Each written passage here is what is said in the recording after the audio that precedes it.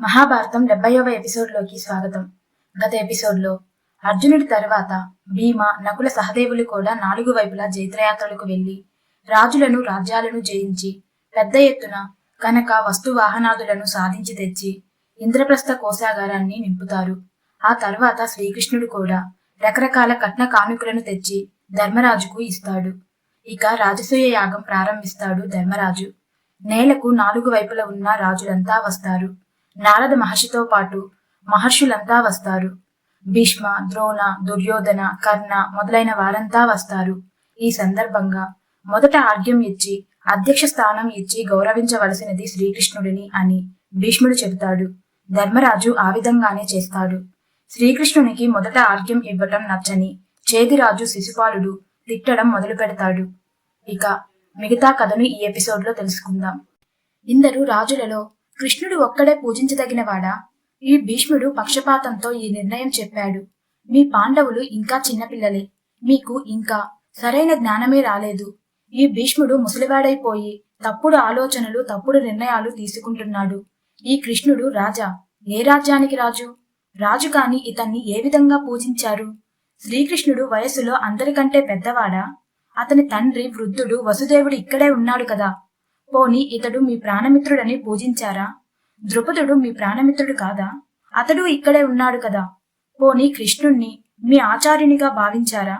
ఆచార్యులలోకి ఆచార్యుడు ద్రోణాచార్యుడు ఇక్కడే ఉన్నాడు కదా. పోని యజ్ఞం జరిపించే ఋత్వికుడు అని పూజించారా?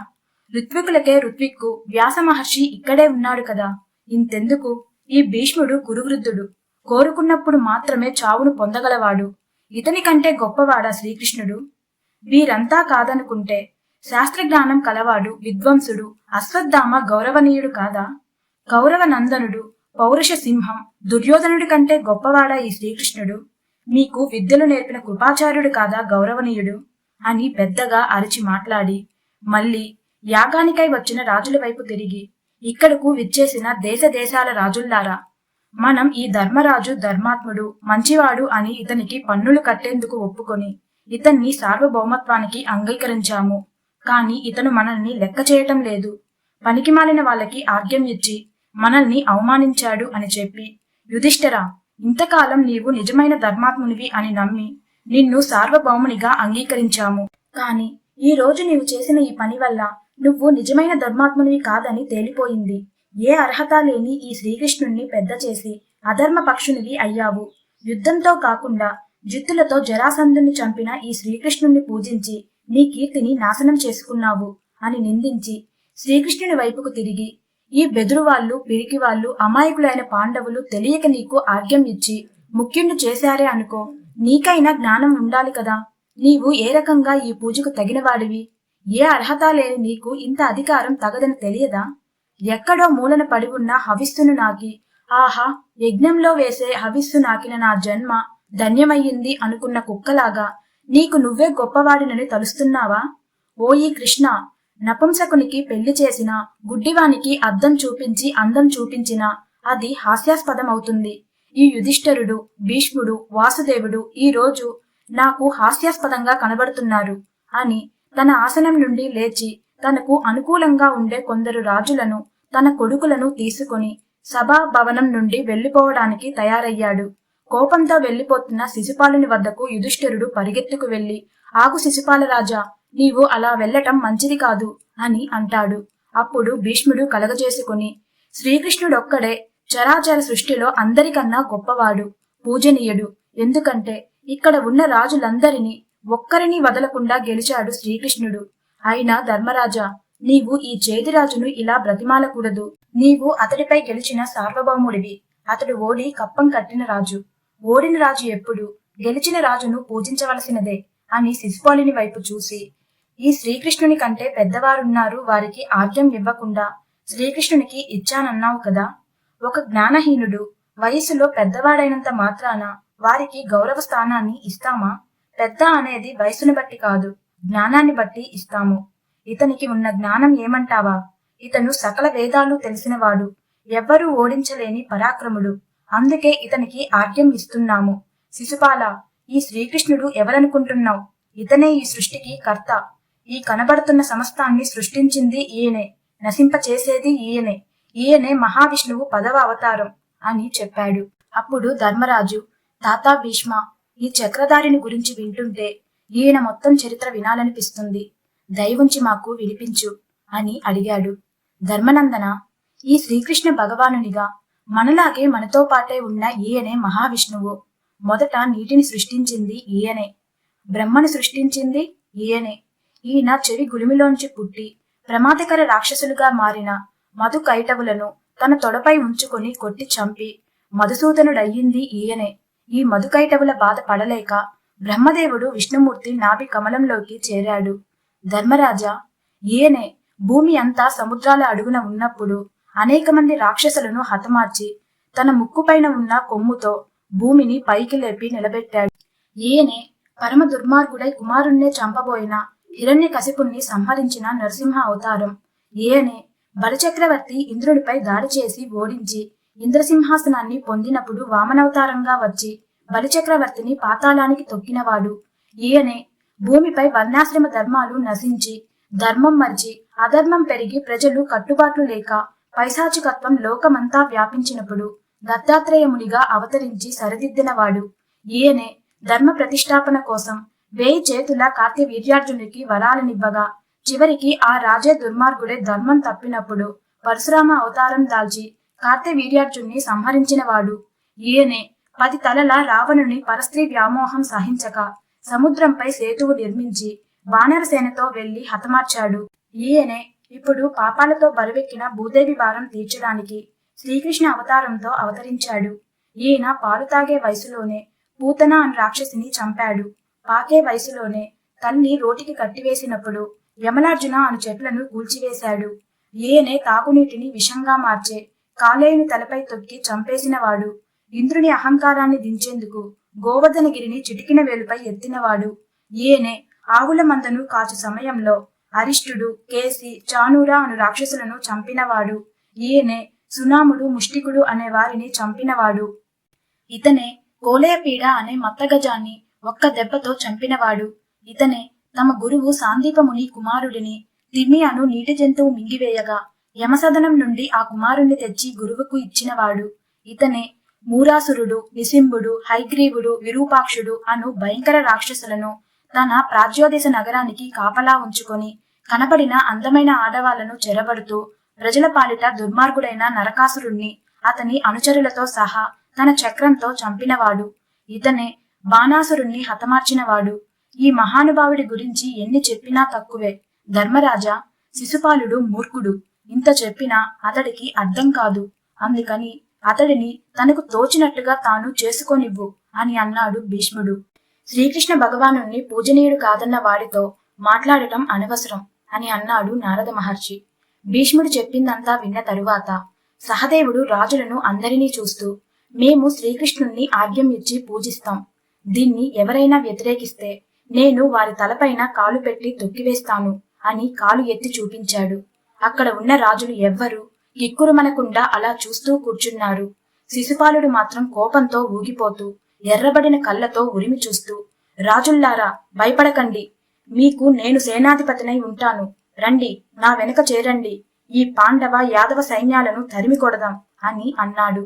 వెంటనే శ్రీకృష్ణునికి ఆర్ఘ్యం ఇవ్వటం ఇష్టం లేని రాజులు, సహదేవుడు చేసిన అవమానం నచ్చని రాజులు శిశుపాలుని వెనుక చేరారు. శిశుపాలుని సేనాధిపతి సునీతుడు వారందరితో సైన్యాలను కలిపి యుద్ధానికి సిద్ధం చేయసాగాడు.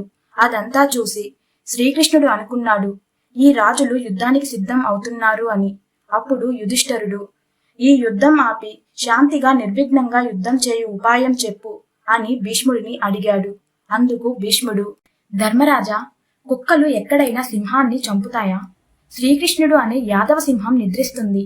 దాని దగ్గరకు వచ్చి కుక్కలు మొరుగుతున్నాయి. అవి అలా ఎంతసేపు మొరుగుతాయి? సింహం నిద్రలేచే వరకే కదా. కొంచెం ఓపిక పట్టు అని అన్నాడు. ఈ మాటలు విన్న శిశుపాలుడు విపరీతమైన కోపంతో, భీష్మ, బెదిరిస్తున్నావా? సిగ్గుందా నీకు? ముసలివాడివయ్యావు, బుద్ధి లేదా? అయినా అటూ ఇటూ కానివాడివి కాబట్టి పెళ్లి చేసుకోక మిగిలిపోయిన నీకు ధర్మం మాట్లాడటం ఎలా తెలుస్తుంది? సముద్రంలో ఓ పడవ మరో పడవతో అట్టకట్టుకొని సాగినట్టు, గుడ్డివాడు మరో గుడ్డివాని సాయంతో నడిచినట్టు ఈ కౌరవ పాండవులు నిన్ను పట్టుకు నడుస్తున్నారు. అవును భీష్మ, చిన్ననాటి నుండి ఈ శ్రీకృష్ణుడు ఇది చేశాడు అది చేశాడు అని చెప్పావు. ఏం చేశాడో? పూతనను చంపాడు. పూతన ఆడది. ఆడదాన్ని చంపిన వాడిని గౌరవించాలన్న నీ నాలుక 2 ముక్కలు కాలేదేం? బకాసురుణ్ణి చంపాడు అన్నావు. బకం అంటే కొంగ. కొంగను చంపిన వాడు కూడా గొప్పవాడేనా? కేసి అనే రాక్షసుణ్ణి చంపాడన్నావు. కేసి అనేది ఒక గుర్రం. గుర్రాన్ని చంపినవాడు గురుతుల్యుడు అయ్యాడా? అరిష్టాసురుణ్ణి చంపాడని చెప్పావు. అది ఒక ఎద్దు. ఎద్దును చంపినవాడు నీకు ఎలా గొప్పవానిలా కనబడుతున్నాడు? 2 జిల్లెడ చెట్లు లాంటి అర్జున చెట్లను పరగొడితే అది ఓ అద్భుతంగా చెప్పావు. గొల్లవాడు ఒక పామును చంపడం కూడా మహిమే అని చెప్పావు. అదేనా మహిమ? చెదలు పట్టిన చిన్న పుట్టను ఎత్తితే అది గోవర్ధనగిరి పర్వతం ఎత్తాడన్నావు. అదేనా గొప్ప? కంసుని ఇంట తిండి తిని కంసుని చంపాడు. మాన మర్యాదలు లేనివాడు ఈ శ్రీకృష్ణుడు. భీష్మ, నీవు నీ గురుకులంలోనే నీచ స్థానమునకు చెందినవాడివి. వెనుకట ఒక హంస మిగతా పక్షులన్నింటికి తను ఒక మునిలా నీతి మాటలు ధర్మపు మాటలు చెప్పేదట. పాపం పక్షులన్నీ ఈ హంస చాలా మంచి సాధువు అని తమ గుడ్లు తెచ్చి హంస వద్ద దాచేవట. కాని హంస మాత్రం ఆ గుడ్లను హాయిగా పొడుచుకు తినేదట. ఈ విషయం ఓ రోజు ఓ పక్షి చూసింది. మిగతా పక్షులకు చెప్పింది. అన్నీ కలిసి హంసను పొడిచి చంపేశాయి. భీష్మ, చివరికి నీగతి కూడా ఆ హంసగతే అవుతుంది. జరాసంధుడు తనతో యుద్ధానికి ఈ శ్రీకృష్ణుణ్ణి కోరి ఉంటే అక్కడే ఇతని పని అయిపోయేది. కాని జరాసంధుడు మహనీయుడు. తనకంటే తక్కువ బలం ఉన్నవాడితో యుద్ధం చేసే అసమర్థుడు కాడు. అందుకే భీముడితో యుద్ధం చేశాడు. ఈ శ్రీకృష్ణుడు ఎంత నీచుడో చూశావా? అయినా భీష్మ, ఆడదానిలాంటి వాడివి, నీకేం అర్థమవుతుంది? అలా తిడుతున్న శిశుపాలుడిని చూసి చెప్పలేని కోపంతో కళ్ళు ఎర్రగా చేసి గదను పిడికిట్లో బిగించి పట్టుకొని ఎగిరి ముందుకు దూకి శిశుపాలుని వైపు పరుగెత్తబోయాడు భీముడు. కాని మధ్యలో భీష్ముడు ఆపివేశాడు. ఎగిరెగిరి పడుతున్న భీముణ్ణి చూసి శిశుపాలుడు భయపడక గేలి చేస్తున్నట్టుగా నవ్వి, ఆ భీష్మ వదులు, చాలా ఎగురుతున్నాడు, ఒక్క గుద్దుకు చంపేస్తా అని అన్నాడు. భీష్ముడు మాత్రం భీముణ్ణి ఆపి, ఈ శిశుపాలుడు చేదిరాజు దమఘోసుని కొడుకు.